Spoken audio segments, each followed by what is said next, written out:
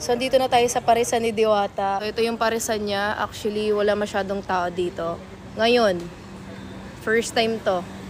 Usually, ang daming tao dito eh. Ayan. So, pasok na tayo sa loob. So, ito. So, ito yung loob ng parisan ni Diwata. Ayan. Ayan yung mga kumakain. May CR din siya. Ayan. Ayan lahat yan. Ayan o. Ang laki o.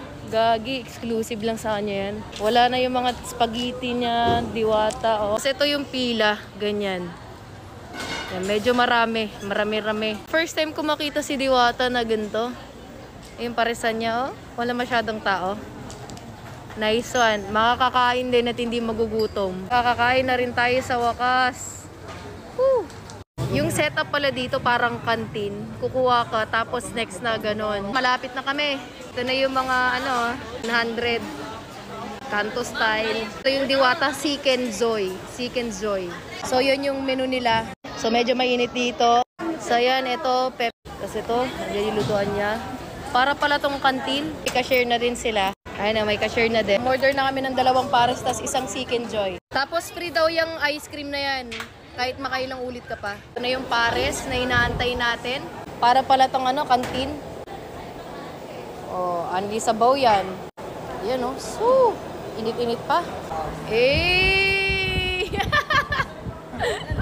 So, ito na yung pares ni Diwata Overload. Yan, 2 agad yung rice ko. Tapos ito yung sabaw.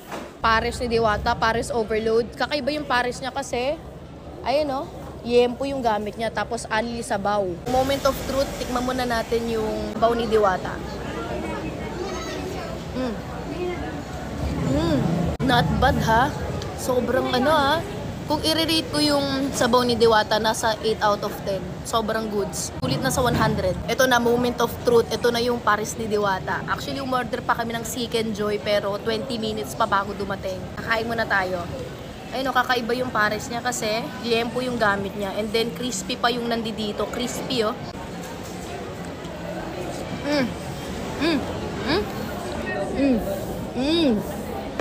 Kung naririnig nyo lang, sobrang crispy. Nanginginig yung kamay ko. Kung i-rate ko yung pares ni Diwata, nasa 9 out of 10. Hindi naman sama sa 100 pesos. Sobrang sarap din naman. Kaya ang OA ng iba, hindi nasasarapan dito. OA lang. Sobrang goods. Pasok siya, 9 out of 10 yung pares ni Diwata. Ewan ko lang sa Seek and Joy niya. Pero all goods. Kaya maniwala kayo sa akin. Nagsasabi ako ng totoo. Hindi ako plastic, ganyan ako. You know, saka makakakita, may soft drinks ka na, anli sabaw pa, anli rice, tapos anli ice cream pa, diba? Sa halagang 100 pesos lang. All goods, all goods. So, i-rate ko siya ng 9 out of 10. Trap. So, sa wakas, dumating na rin yung Seek and Joy natin. Ito yung Seek and Joy. Actually, kinagatan ko na siya. So, sobrang excited ko. Ganyan siya kalaki. Ayan, oh. 120 lang yan. Biruin nyo, 120 lang yan. Ganyan na. Sa totoo lang, ang mahal-mahal nitong manok. Ayan, oh. 120. May anli sabaw ka na, may anli rice. May soft drinks ka ng kasama, tas ali ice cream pa dito. You know, sobrang laki oh. Taste test. Cheers! Crunchy pa din. Sarap. Mainit pa rin niya Sobrang goods. Okay na. Kung i-rate ko to, nasa 9 out of 10. Sobrang goods. Hindi ko alam kung bakit ang dami nasasabi na napapangitan daw sila sa lasa ng pares or Seek and Joy ni Diwata sakto lang naman. Kala mo ang yayaman, no? Sulit na nga sobrang sulit na. Yun lang, doon lang tayo sa totoo. Walang halong kaplastikan, yun lang. Para sa akin, okay na okay yung lasa. Hindi siya pangit. All goods lang, at yun lang. First time na hindi siya puno. First time na hindi puno. Ayan si kuya, libre ice cream yan. Ha? Hey!